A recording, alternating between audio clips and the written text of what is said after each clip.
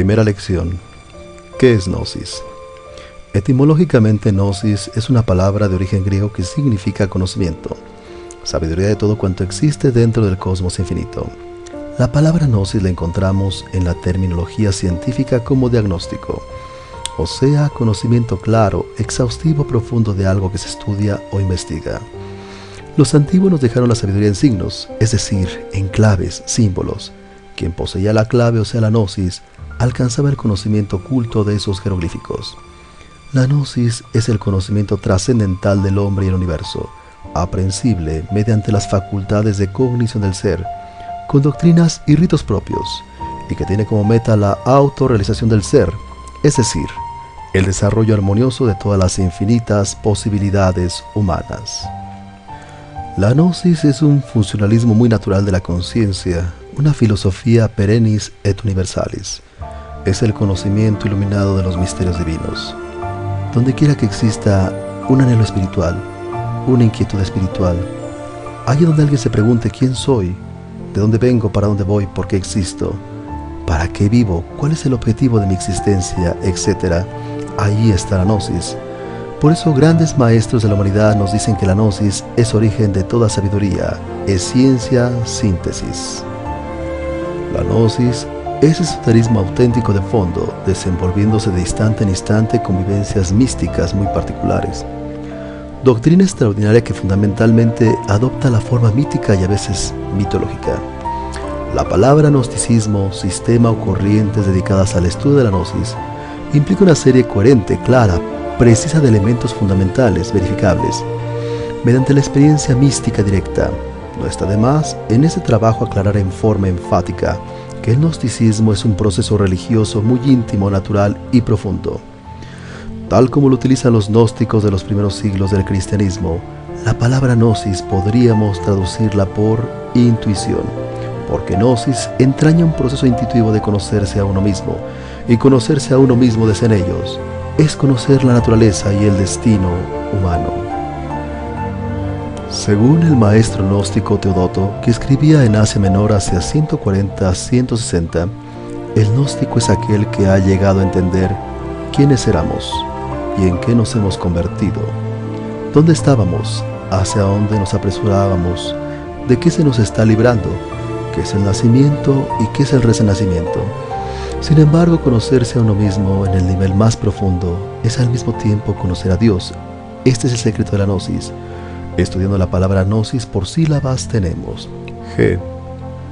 Significa génesis, comienzo, origen, principio, nacimiento, iniciación. Esta letra es infinita y tan grande simbólicamente como el principio genético de todo cuanto existe en el cosmos. No. La sílaba no es el símbolo del santo negar, fuerza femenina o polo negativo que por derecho propio le corresponde gestar y dar vida a galaxias, soles, mundos, dioses y criaturas. Sí, la sílaba sí es el símbolo viviente del aspecto positivo, fuerza masculina de la creación, el santo afirmar que engendra la vida de todo cuanto palpita en el espacio infinito. Ese, símbolo maravilloso del fuego, dador de vida, fuerza neutra, santo conciliar, conforma la armonía vivificante de toda existencia cósmica, desde el microcosmos hasta el protocosmos. La gnosis es el conocimiento de una sabiduría trascendental y transformativa, que enseña a la humanidad a ver, oír y palpar todas las cosas que hasta el momento se señalaban como grandes misterios y enigmas. La gnosis es una verdadera escuela científica de regeneración, de iniciación en la vida, que persigue una transformación del ser humano. Pretende que cada hombre cambie desde sus principios básicos y costumbres, que se convierta en verdadero hombre. La gnosis explica que dentro del ser humano existen tremendas posibilidades que puedan desarrollarse, y la tarea que se propone esta enseñanza es aportar los datos que lo conduzcan a lograr ese desarrollo interior. Regenerarse significa generarse nuevamente, es decir, recrearse, volverse a crearse. Algo viejo debe morir en el hombre y nacer algo nuevo. Regeneración significa crear dentro de nosotros mismos un nuevo cosmos. La enseñanza gnóstica primaria nos conduce al conocimiento del cuerpo físico, el alma mortal y el espíritu inmortal. Conociendo nuestro cuerpo sabemos en qué vehículo andamos y quién manda y gobierna en él. Comprendemos que podemos mejorarlo y mejorar a su dueño.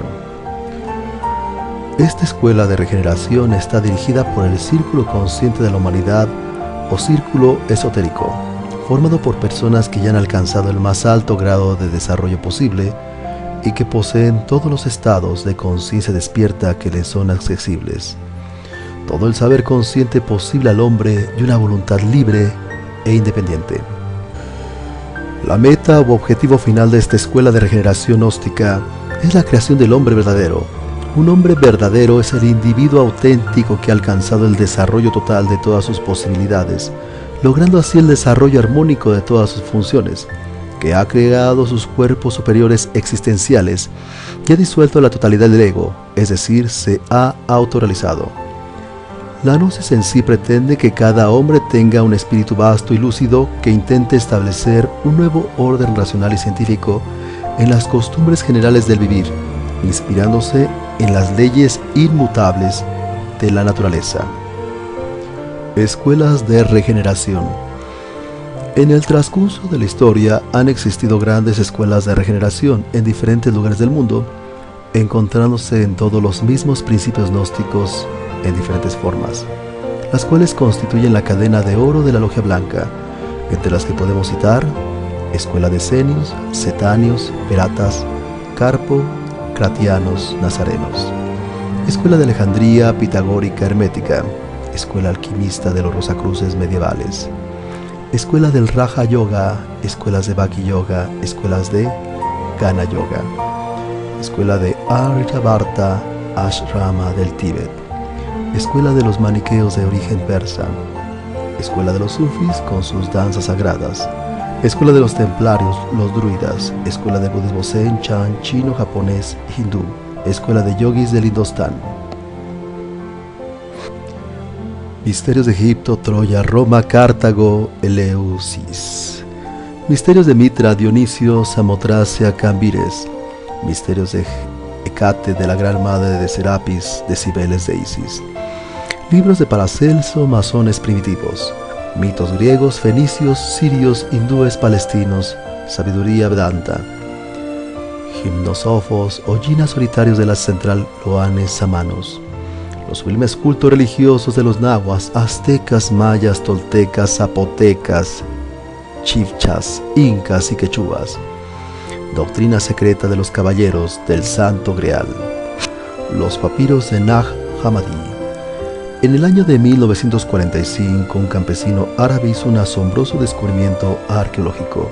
En el Alto Egipto, cerca de la población de Nag Hammadi, en la Jabal al-Tarif, una montaña que había más de 150 cuevas. Al cavar alrededor de un enorme peñasco encontraron una jarra de barro que medía casi 1 metro de altura. Muhammad Ali, después de romperla, encontró en su interior 13 papiros, encuadernados en cuero. Estos libros, llamados códices, fueron depositados en el Museo Copto del Cairo, además del Evangelio de Tomás y el Evangelio de Felipe. El hallazgo incluía el Evangelio de la Verdad, el Evangelio de los Egipcios, el libro secreto de Jaime, el Apocalipsis de Pablo, la carta de Pedro a Felipe y el Apocalipsis de Pedro. Pronto vieron los antropólogos que lo que Muhammad Ali descubrió en Nag Hammadi eran documentos antiquísimos donde se revelan los verdaderos orígenes del cristianismo gnóstico, de las enseñanzas del Maestro Jesús, tal como lo han reconocido Dorés, Puech, Kispel y el profesor Helmut Koester de la Universidad de Harvard. Recientemente han sugerido que dichos textos pueden incluir tradiciones más antiguas, de fecha tan temprana como la segunda mitad del siglo I, 50 a 100. El maestro y poeta gnóstico Valentín, quien desde Egipto se trasladó a Roma para enseñar en el año 140 después de Cristo, recibió la enseñanza secreta de Teudas, uno de los discípulos de Pablo. Nos dice Valentín que incluso en vida Jesús compartió con sus discípulos ciertos misterios que ocultó a los demás. Según el Evangelio de Mateo en el Nuevo Testamento, Jesús dijo a sus discípulos: «A vosotros se os ha dado el misterio del reino, pero a los que están fuera se les presentará en parábolas, para que por mucho que miren no vean, por mucho que oigan no entiendan. Los gnósticos, siguiendo sus instrucciones, mantuvieron en secreto la enseñanza esotérica de Jesús. La impartieron a ciertas personas que habían demostrado su madurez espiritual y que por lo tanto estaban cualificadas para su iniciación en la gnosis, es decir, en el conocimiento secreto. También Mateo relata que cuando hablaba en público, Jesús solo lo hacía por medio de parábolas. Cuando los discípulos le preguntaban el por qué, respondió: es que a vosotros se os ha dado el conocer los misterios. Misteria literalmente quiere decir misterios, del reino de los cielos, pero a ellos no. Los gnósticos fueron echados a los leones en los circos de Roma y celebraron sus rituales en las catacumbas. Fueron quemados vivos en las hogueras de la Inquisición. Acompañaron al Cristo Jesús en la Tierra Santa. Fueron los místicos esenios de Palestina. Estuvieron ocultos durante 20 siglos y vuelven otra vez a la calle llevando el mismo mensaje a la humanidad. Pablo llevó nuestra doctrina a Roma y fue gnóstico nazareno. Cristo enseñó nuestra doctrina en secreto a los 70 discípulos. El gnosticismo aparece en épocas de crisis, de perturbación social y espiritual, como una corriente ideológica importante. Las diferencias entre las escuelas de regeneración y la gnosis radican en que las primeras enseñaron en forma secreta los mismos principios y fundamentos que hoy públicamente está divulgando la gnosis, a través del Quinto Evangelio. En el Quinto Evangelio se enseña la religión síntesis, que fue la primitiva de la humanidad. Los 4 evangelios están en clave y por eso nadie puede explicarlos esencialmente. Con el quinto resplandece la luz en las tinieblas. Como ejemplo podemos ver que el principio Cristo se encuentra presente en todas las antiguas escuelas. Las enseñanzas del Zen hablan esta semejanza de los principios doctrinarios contenido en el libro de los muertos de los egipcios. Contiene el principio Cristo. La Ilíada de Homero y la Biblia hebrea, así como los Edas y Hermanos y los libros sibelinos de los romanos, contienen el mismo principio Cristo. Esto es suficiente para demostrar que el Cristo es anterior a Jesús de Nazaret.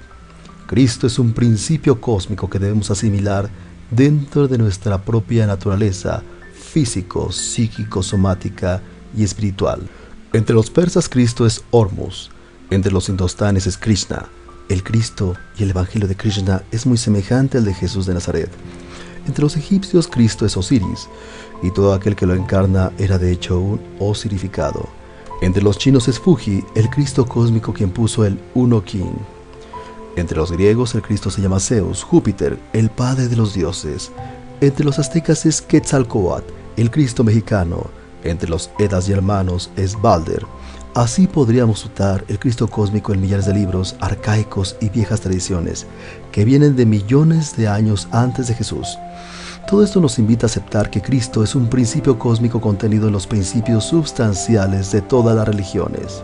Los mártires, santos, vírgenes, ángeles y querubines son los mismos dioses, semidioses, titanes, diosas, sílfides, cíclopes y mensajeros que los dioses en las mitologías. Igualmente el culto al fuego es antiquísimo. El culto al fuego fue grandioso en la antigua Persia. Los sacerdotes persas tenían una riquísima liturgia esotérica relacionada con el culto al fuego. Ellos tenían la misión de mantenerlo siempre encendido. Las danzas sagradas de los derviches danzantes, tanto en Persia como en Turquía, etc., constituyen en el fondo un culto al fuego. Los derviches imitan a la maravilla el movimiento de los planetas del sistema solar alrededor del Sol. Como podemos observar en el Quinto Evangelio está contenido en forma sintetizada toda la sabiduría que las antiguas escuelas de regeneración enseñaban, motivo por el cual se le denomina doctrina de la síntesis. Las síntesis no resultan de mezclas, la síntesis existe de hecho sin mezclas artificiosas. Conocimiento esotérico y exotérico. Hay 2 clases de sabiduría, la doctrina del ojo y la doctrina del corazón. La doctrina del ojo es para los que se contentan con teorías espirituales, y la doctrina del corazón es para los iniciados auténticos. La doctrina del corazón encierra las verdades primordiales de la sabiduría única. La una nos llega por medio de la deducción y la otra por medio de la intuición. La una la produce el intelecto, la otra el maestro interno. La una es humana, la otra es divina. La doctrina del ojo robustece la mente, por ello la mente en materia es la morada del deseo. Ella piensa, raciocina, analiza, saca conclusiones y conduce a la acción errada. Todo lo quiere resolver por sí misma sin tener en cuenta para nada la voz del maestro interno. El maestro interno no analiza ni razona ni discurre, sino que su voz es la voz de la intuición. La doctrina del corazón abre la puerta a la sabiduría. Existe en consecuencia dos clases de razón, la razón subjetiva y la razón objetiva. La razón subjetiva se nutre con las percepciones externas. Elabora sus conceptos de contenido por medio de los informes recogidos con los sentidos y con esos conceptos forma sus razonamientos, haciendo de ellos la razón subjetiva. La razón objetiva es otra cosa, pero ya eso es revolucionario. No se puede saber nada de lo real cuando todo emana de los sentidos. Eso es obvio, relativo, irrefutable, pero existe razón y ella es objetiva. Esta funciona únicamente con los conceptos de la conciencia, con los datos que ella misma aporta. Realmente tenemos que renunciar a la lógica formal, pero no a la lógica, porque la lógica es el arte de pensar correctamente. Las formas de la lógica superior se encuentran en libros antiquísimos. Esta es la lógica dialéctica, lógica intuitiva, la cual nos da acceso a la ciencia objetiva, universal y pura. El conocimiento gnóstico escapa siempre a los normales análisis del racionalismo subjetivo. La humanidad se desenvuelve en dos círculos, el exotérico y el esotérico. El exotérico es el público, el esotérico es el secreto. En el exotérico vive la multitud, en el esotérico los adeptos de la gran hermandad blanca. Es un deber de todos ayudar a los del círculo público. Es necesario traer a muchos al círculo secreto. En el círculo esotérico público existen muchas escuelas, libros, sectas, contradicciones, teorías, en fin, es un laberinto donde solo sale el más fuerte. Todas las religiones son útiles pues contienen granos de la verdad, pero solo el fuerte encuentra el camino secreto. La diferencia entre el conocimiento que enseñan las escuelas de regeneración, especialmente la gnosis, pertenecientes al círculo esotérico, y el conocimiento que se adquiere a través del círculo exotérico público, está basado fundamentalmente en que el conocimiento que divulga la gnosis es de tipo superior, de carácter esotérico, ya que estudia la vida, al hombre, al universo y a los fenómenos inherentes a ellos. No solo desde el punto de vista exotérico o externo, a través de los sentidos de percepción externos, sino también desde el punto de vista anímico-espiritual o esotérico por medio de los sentidos internos u ocultos. El conocimiento exterior o exotérico se basa en los deficientes e impresos sentidos de percepción externos y en los conceptos de contenido de la mente sensual, con los que estudia la vida, al hombre y al universo en una forma parcial o unilateral, determinando un enfoque superficial e incompleto de los fenómenos y problemas. Las características del conocimiento exterior o exotérico que enseña en el círculo público de la humanidad son entre otras las siguientes. Un conocimiento que tiende a perpetuar las creencias, valores y patrones de vida que se consideran lógicos o razonables en esta sociedad. Un conocimiento donde subyace la violencia y la agresividad como un método para alcanzar lo que se quiere de la vida, posición social, cultural, económica, política o religiosa. Un conocimiento repetitivo de errores de nuestros antepasados y de su modo de vivir equivocado. Un conocimiento que no aporta métodos prácticos para comprender y detener nuestros sufrimientos ni para modificarnos internamente. Es un conocimiento que solo nos capacita para trabajar y ganar el sustento de cada día. Un conocimiento que no tiende a que el hombre se conozca a sí mismo, tal como es realmente, interiormente, sino que aparente lo que no es, obstaculizándole la transformación de sí mismo. Un conocimiento que induce a una autoestimulación permanente de sus errores, vicios, defectos y costumbres en general, y a una petrificación de sus formas de pensar, sentir y actuar. Un conocimiento que condena al hombre a vivir y perpetuarse en la más completa ignorancia de sí mismos, y a ignorar el porqué de su vida, el porqué de su muerte, el porqué de sus sufrimientos, por qué piensa, siente y actúa de determinada manera. El conocimiento exotérico va dirigido a la parte superficial del hombre, es decir, a su personalidad, a robustecerla, a revestirla hipócritamente de conductas insinceras, induciendo de esta manera la formación de conductas de afuera hacia adentro, siendo la personalidad en el hombre imprecisa, contradictoria y superflua. De igual manera se torna el conocimiento por ella asimilado, y esa es la causa de nuestra vida contradictoria e inútil. Las características del conocimiento esotérico son entre otras las siguientes. Es un conocimiento que se obtiene a través de las facultades superlativas del ser y que está basado en las grandes realidades cósmicas, leyes divinas, trascendentales e inmutables que han regido a través de todos los tiempos y espacios. El conocimiento esotérico estudia las leyes de causa y efecto como el engranaje secreto de la mecánica de la naturaleza, por lo que considera a esta como un conglomerado causal de objetos y fenómenos ligados en una relación de dependencia entre sí, sujetos a constantes cambios. Un conocimiento cuya finalidad es que sea captado por la parte anímica interior del hombre, parte esencial o conscientiva, a ella le habla y a ella va dirigido, de manera de obtener conductas derivas de lo verdadero, inmutable e imperecedero, dentro de nosotros mismos, es decir, conductas originadas de dentro hacia afuera. Un conocimiento que estudia al hombre de una forma integral, como un todo, en el cual existen factores psicológicos, espirituales, sociales y físicos materiales. Un conocimiento que reconoce el estado de degeneración del hombre actual en sus diversos aspectos, lo que le impide percibir el sentido oculto de la vida y de las cosas. Un conocimiento que señala que la causa primigenia de la degeneración radica en la falsa creación psicológica, yo psicológico, que el hombre lleva en su interior. Un conocimiento que divulga los méritos científicos y prácticos por medio de los cuales el hombre puede conocerse a sí mismo, conocer sus ocultas posibilidades, conocer y eliminar las causas de sus sufrimientos y desgracias, y de ese modo poder transformar su actual estado de degeneración, salir del sueño en que se encuentra, despertar su conciencia y completar su desarrollo como hombre verdadero. Un conocimiento que nos capacita para vivir la vida en forma consciente y enfrentarnos equilibradamente a las diversas circunstancias y eventos que ella nos ofrece. Los 4 pilares de la Gnosis. La Gnosis como conocimiento integral abarca las 4 ramas del saber humano: ciencia, arte, filosofía y religión. Ciencia. La Gnosis como ciencia escudriña el conocimiento de todas las cosas, de sus principios y causas, como cualquier ciencia. La palabra Gnosis es tan grande como el espacio mismo, porque encierra el contenido de toda la sabiduría y conocimientos múltiples del planeta Tierra, de los mundos, soles y galaxias, que giran en sus rutas orbitales dentro del espacio sin límites. Psicología, medicina, ciencia atómica, navegación interplanetaria, intergaláctica, aspectos marítimos, aéreos, terrestres, política, matemática, etc.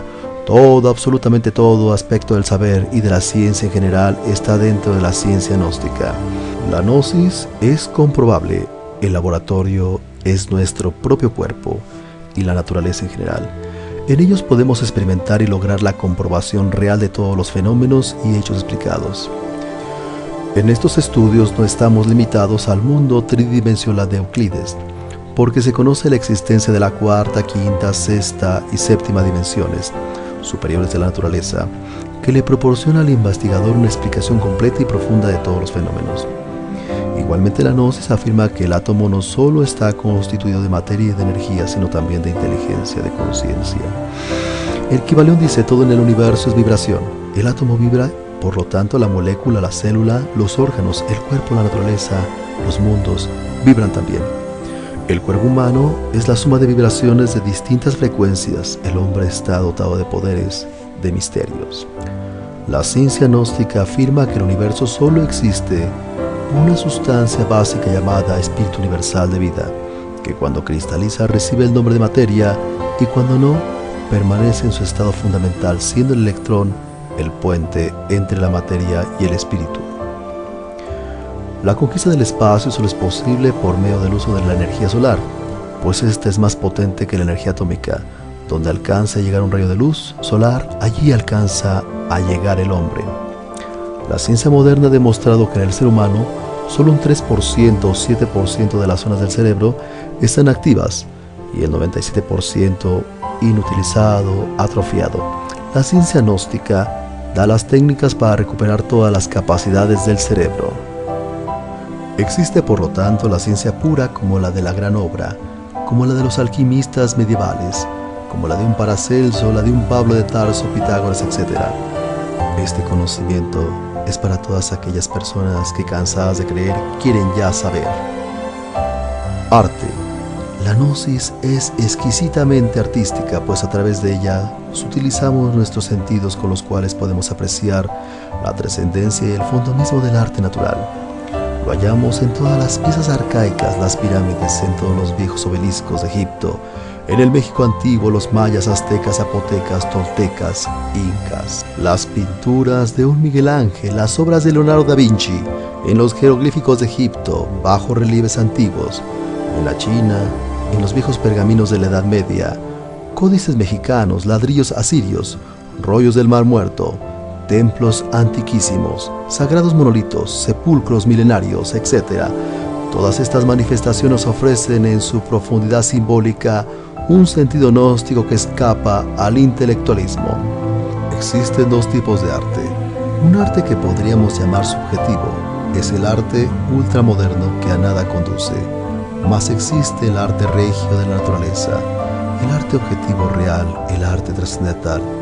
Obviamente tal arte contiene en sí preciosas verdades cósmicas.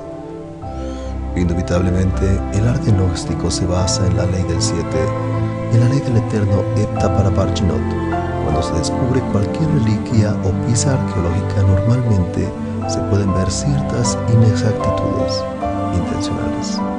Pequeñas roturas que casi siempre se atribuyen a la pica de los trabajadores. En todo caso, cualquier inexactitud dentro de la ley del 7 ha sido creada intencionalmente como para indicarnos que allí, en aquella pieza, o que por medio de ella se transmite a la posteridad una enseñanza, una doctrina, una verdad cósmica. En cualquier pintura lo mismo, la ley del 7 gobierna. Todas estas pinturas antiguas transmiten preciosas enseñanzas. También encontramos pinturas preciosas portadoras de grandes enseñanzas en todos los viejos cuadros medievales.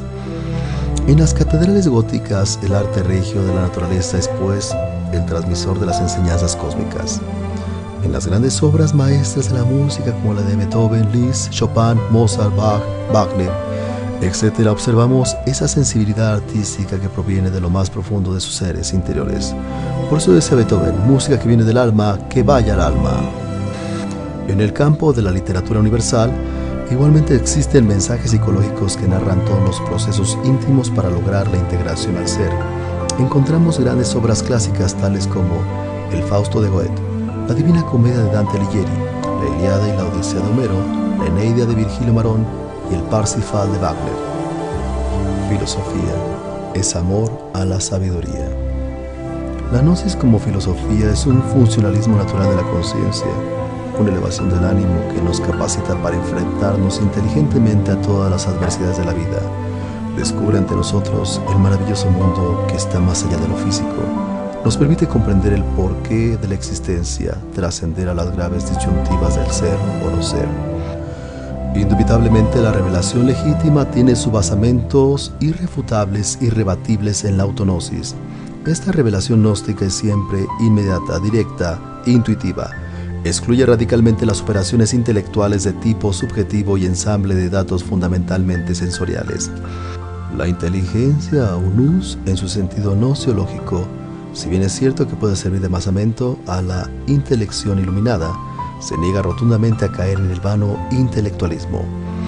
Resultan palmarias y evidentes las características ontológicas, neumáticas o espirituales de nous, inteligencia. Saberse idéntico con su propia neuma o espíritu, experimentar directamente la identificación entre lo desconocido y lo cognoscente. Es eso lo que podemos y debemos definir como autognosis. A través de la antropología gnóstica, evidenciamos que la gnosis brota de diferentes latitudes. Hay una diferencia entre la antropología materialista y la antropología gnóstica. La materialista no puede penetrar al fondo vivo de los misterios arcaicos, en cambio la gnóstica va al fondo. Cualquier pirámide, cualquier pieza arqueológica se refiere al ser, siempre al ser, de manera que la gnosis va al ser. La gnosis como un estilo de vida, como una filosofía mística, se fundamenta sobre una concepción racional y científica del universo. El ser es el ser, y la razón del ser es el mismo ser. Solo el ser puede conocerse a sí mismo. Él, por lo tanto, se autoconoce en la gnosis, autognosis. Realmente un cuerpo se tiene, un alma se posee y un espíritu se es.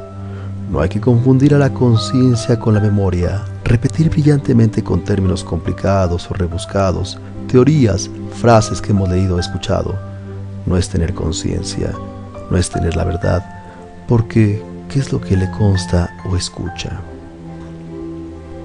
Real es aquello que se experimenta en nuestro interior. Solo en la conciencia podemos experimentar la realidad. De nada sirve llenarnos la cabeza de teorías y más teorías y de citar a Dante, Homero, a Virgilio, etc. Si tenemos la conciencia dormida, si no tenemos conciencia objetiva, clara y perfecta sobre nosotros mismos, sobre la vía práctica. La razón subjetiva elabora sus conceptos de contenido mediante las percepciones sensoriales externas. Por lo tanto, nada puede saber sobre los misterios de la vida y de la muerte, sobre el alma y el espíritu. Cada cabeza es un mundo, pero el mundo, así como la verdad, es una sola. Sin embargo, cada uno estamos empeñados en creer que nuestro mundo de pensar es el correcto, porque supone que es correcto y realidad es lo mismo. Los verdaderos filósofos que han existido en la humanidad, como por ejemplo Lao Tse, Confucio, Pitágoras, Zoroastro, Platón, Sócrates, etc., escribieron y enseñaron lo que les constaba por experiencia directa. Sus conocimientos provenían de su interior, de los datos aportados por la conciencia, por el ser. Esto explica por qué la filosofía de todos ellos en el fondo es la misma, conduce al mismo fin. En cambio, entre los filósofos materialistas hay contradicciones y diversidad de teorías y opiniones, debido a que sus informaciones provienen de lo que leen, escuchan o suponen, es decir, es el producto de la forma particular de razonar subjetivamente de cada uno de ellos. Ninguna persona seria debe aceptar jamás en forma dogmática nada. Es urgente primero investigar antes de aceptar. Donde hay comprensión, la aceptación o rechazo salen sobrando. El camino de la sabiduría consiste en inquirir, analizar, meditar y experimentar. Religión. La palabra religión viene del latín religare, que quiere decir volver a, y ligare, unir, o sea, volver a unir al hombre con el ser, con su Padre, con Dios, sin descartar la ciencia, el arte y la filosofía. En la gnosis, la ciencia religiosa y la religión científica, la una no debe contradecir a la otra, por el contrario, complementarla. En cuestión de religión, obviamente, nosotros vemos la religiosidad en su forma más profunda. La gnosis es la ciencia de las religiones. La gnosis va al fondo religioso, busca el religare, el querer ligar o volver a religar al alma con Dios, con el ser. Y esto implica trabajos intensísimos, porque tiene uno que eliminar los defectos psicológicos, vicios, errores, etc. Solo así es posible el religare del que nos hablaron los antiguos. Buscamos la deidad dentro de nosotros mismos, no fuera de nosotros. Sabemos que si no descubrimos a Dios dentro de nosotros, no lo descubriremos en ninguna parte. Nos preocupamos por autoconocernos, por la autognosis o el autoconocimiento de nuestro ser interior profundo. Esta es la religión, sabiduría de los antiguos colegios sacerdotales. El que se conoce a sí mismo, conoce al propio ser interior en sí mismo. Y este proceso de conocer su propio ser íntimo es precisamente la autognosis. Distingas entre fe y creencia ciega. Fe es percepción de lo real, sabiduría fundamental, vivencia de eso que está más allá del cuerpo, de los afectos y de la mente. La fe es sabiduría verdadera y nunca varias creencias, dogmas, fanatismos. Jesús, el Cristo, advierte a sus discípulos diciéndoles: cuidaos de la levadura de los saduceos y de los hipócritas fariseos. La doctrina de los saduceos es la doctrina que se fundamenta entre los 5 sentidos, la de los materialistas ateos. La doctrina de los fariseos corresponde a aquellas personas que concurren a sus ritos, a sus reuniones o ceremonias religiosas para que otros los vean, para que se diga que son buenas personas, para aparentar ante los demás, y se vuelven fanáticas, dogmáticas, encerrándose en una sola idea, en un solo concepto, mas en el fondo odian, envidian, fornican y cometen toda clase de faltas. Estas personas se convierten en fanáticas dogmáticas, no saben escuchar a nadie y se llenan de muchas creencias y de falsos conceptos que repiten muy bien. Lo que leen o escuchan, pero en el fondo siguen siendo los mismos personajes sin mostrar un cambio verdadero. Dicen que existen 7 grandes religiones y 5.000 sectas.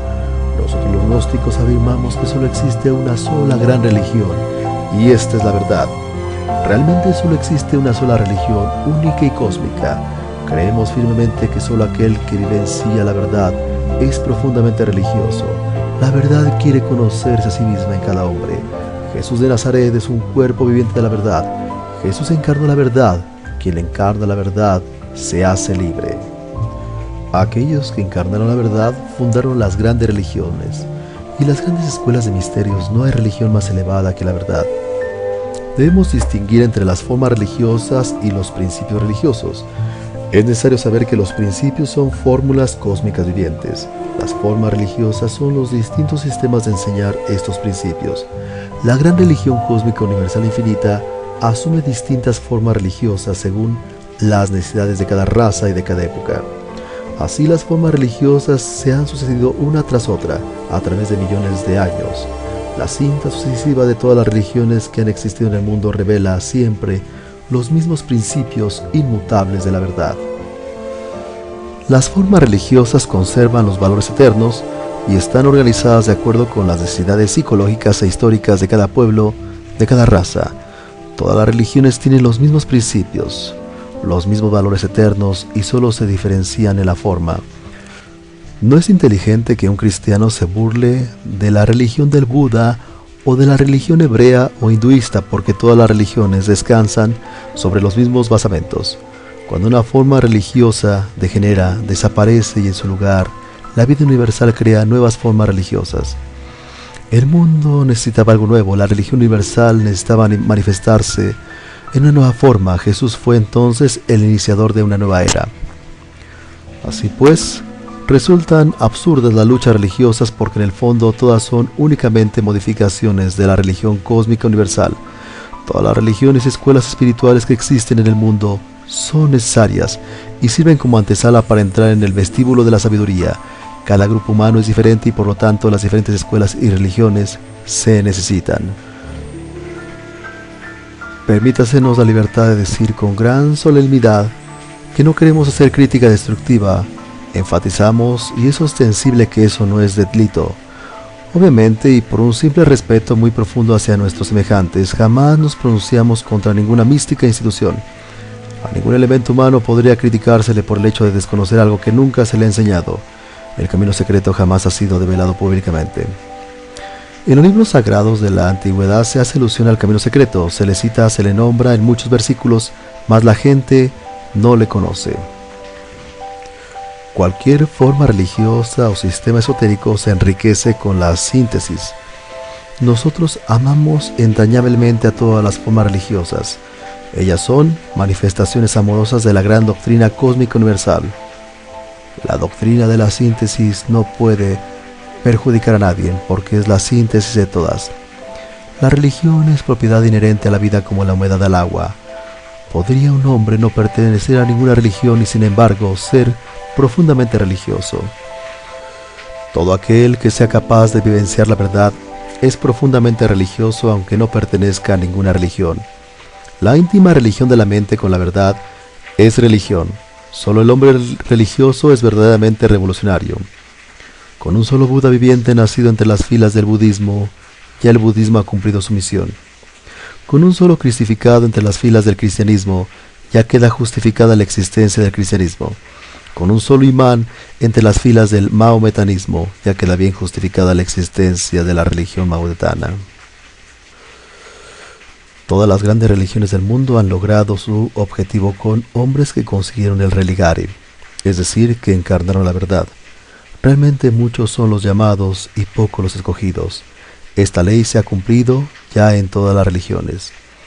La religión cósmica vibra en cada átomo del cosmos porque palpita en el corazón de los soles, en el corazón del hombre y en el de la hormiga.